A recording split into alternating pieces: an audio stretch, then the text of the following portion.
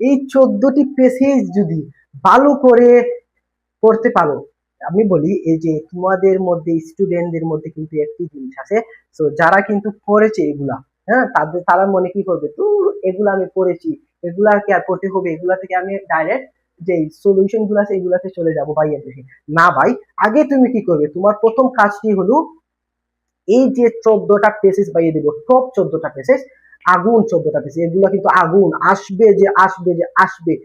যদি তোমাদের ভাগ্য ভালো থাকে যে এই যে এবারে যে বোর্ডের কোয়েকশন গুলো যদি উলট পালট না হয়, আর যদি ভাইয়া উলট পালটই হয়, উলট পালট ধরেন এবারে সাজেশন গুলা কি উলট পালট এলোমেলো করে দিয়েছে এবারে বোর্ড কোয়েকশন গুলা, তো এগুলা থেকে কি আমরা কমন পাবো তোমার ক্লাস থেকে? অবশ্যই কমন পাবে। তুমি কমপক্ষে কি করতে পারো, কমপক্ষে 70 অথবা কি 80 মার্ক আনসার করতে পারো যদি উলট পালট হয়ে যায়। আর যদি উলট পালট না হয় তাহলে কি করতে হবে, এই 100 মার্ক কি করতে পারবে, আনসার করতে পারবে আমার এই সাজেশন গুলো দেখে। ক্লিয়ার?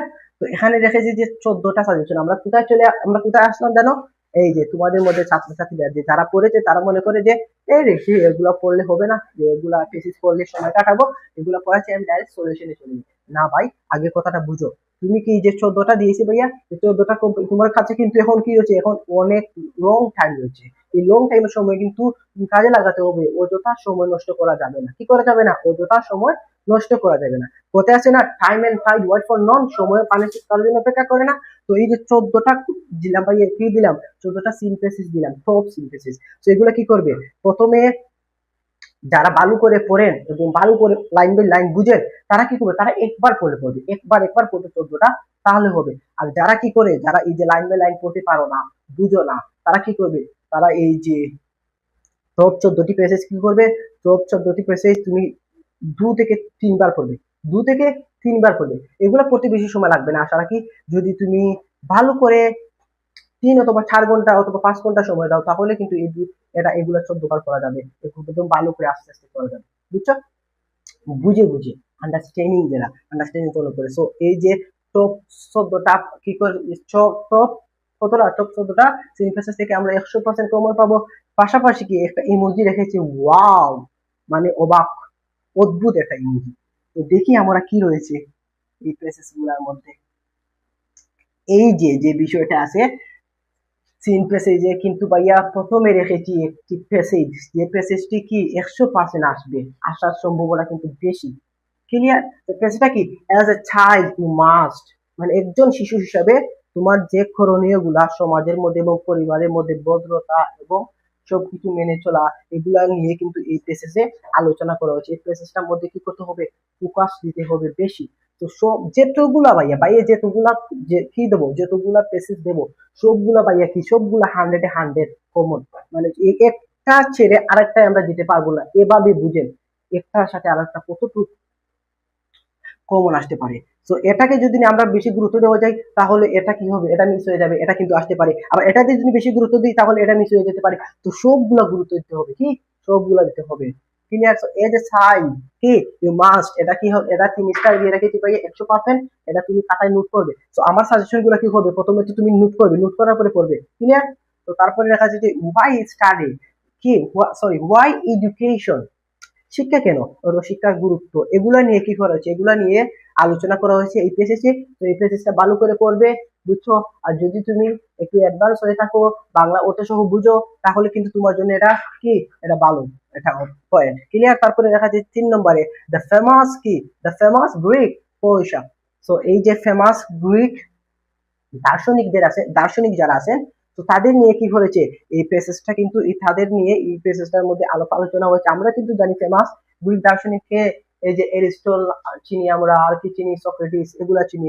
তো এগুলা নিয়ে কিন্তু এই প্যাসেজের মধ্যে কি করা হয়েছে, আলোচনা করা হয়েছে। এটা কি করতে হবে, এটাকে মধ্যে ফোকাস একটু বেশি দিতে হবে। তো তিনটার মধ্যে ফোকাস দিবে। তারপরে কি রয়েছে, তারপরে দেখি আমরা কি রয়েছে, এই যে নাম্বার 4, নাম্বার 4 কিন্তু অত্যন্ত গুরুত্বপূর্ণ একটা প্লেসেস রয়েছে, যেটা কি, folk music. So folk music আসলে কি, এই যে লোকসঙ্গীত গুলো আছে আমাদের গ্রাম্য সাংস্কৃতিক এবং শহরের সাংস্কৃতির মধ্যে, কিন্তু এই লোকসঙ্গীতটা কিন্তু এই যে পূর্বের যুগ থেকে এবং বর্তমান মধ্যযুগ থেকে মানুষের মুখে মুখে এই গানগুলা কি হয়েছে, তাদের মধ্যে কিন্তু এই গানগুলো বিদ্যমান রয়েছে, তারা এই গানগুলো কিন্তু মধ্যযুগ থেকে গিয়ে আসছে। তো এই যে ফোক মিউজিক যেটা আছে, লোকসঙ্গীত, এই পার্টটা কিন্তু ভাই আমি বলি এই পার্টটা অত্যন্ত গুরুত্বপূর্ণ ভাই পার্টটা। তুমি এই পার্টটা কি করবে, এই পার্টটাও কিন্তু ভালো করে পড়বে। তো এই বাইরে যেগুলা কি দেবো, বাইরে যেগুলা তোমাদেরকে পেসেজ গুলা দেবো, এগুলা কি, এগুলা তোমার জন্য ভাই কি, তোমার জন্য অনেক ইউজফুল, বুঝছো?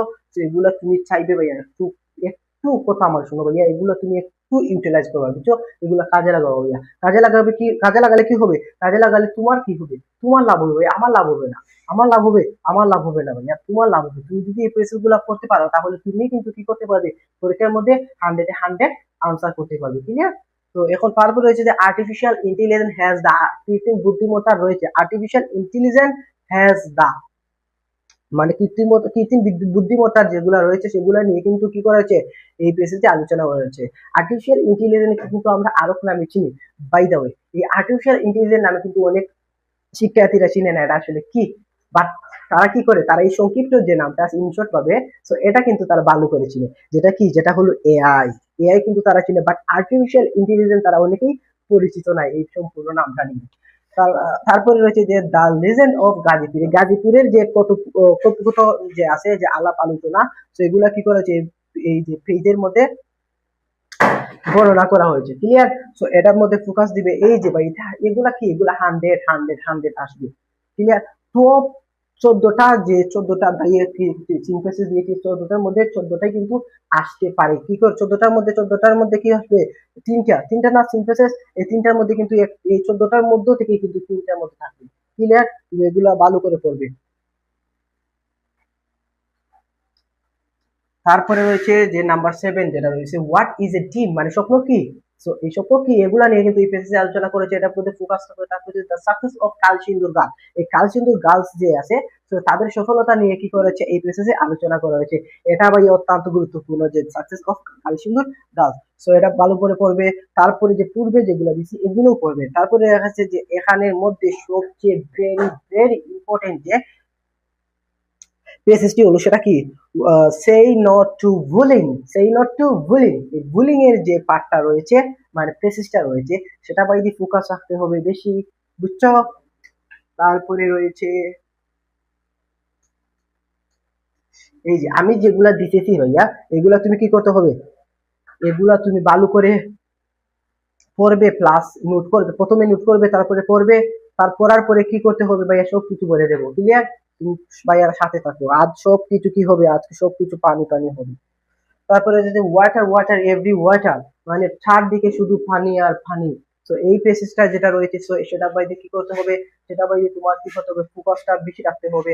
তারপরে রয়েছে যে one of the source of water, one of the source of water, পানির উৎস অথবা পানির উৎস যেগুলো আছে, অথবা পানির যে এই যে বিষয়গুলো আছে, তো এটা বলতে কি করতে হবে, এটার মধ্যে ভালো করে ফোকাস রাখতে হবে, ক্লিয়ার?